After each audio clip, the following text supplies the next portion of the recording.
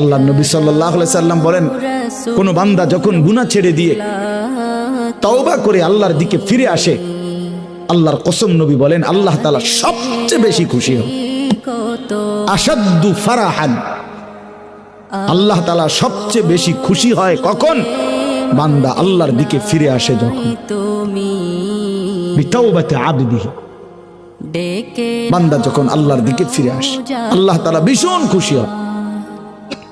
গুনার নাফরমানের জিন্দেগি ছেড়ে দিয়ে আল্লাহর দিকে যখন ফিরে আসে, আল্লাহ তাআলা তখন 7 আসমান সাজিয়ে দেয়, ফেরেশতাদেরকে বলে আসমান সাজিয়ে দাও, জান্নাত সাজিয়ে দাও।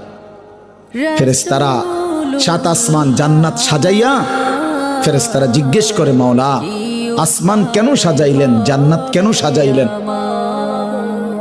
তো আল্লাহ তাআলা বলে আসলাহাল আবদু মাওলাহু, শোনো আজ এক গোলাম যে তার মনিবকে ছেড়ে চলে গেছিল অনেক দিন, আজ সেই ভেগে যাওয়া গোলাম তার মনিবের সাথে সম্পর্ক ঠিক করে ফেলছে।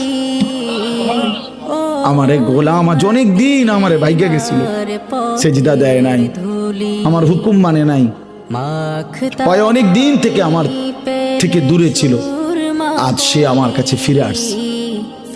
আমার গোলাম আমার কাছে ফিরে এসেছে, এই খুশিতে আমি আসমান সাজিয়ে দিলাম, জান্নাত সাজিয়ে দিলাম।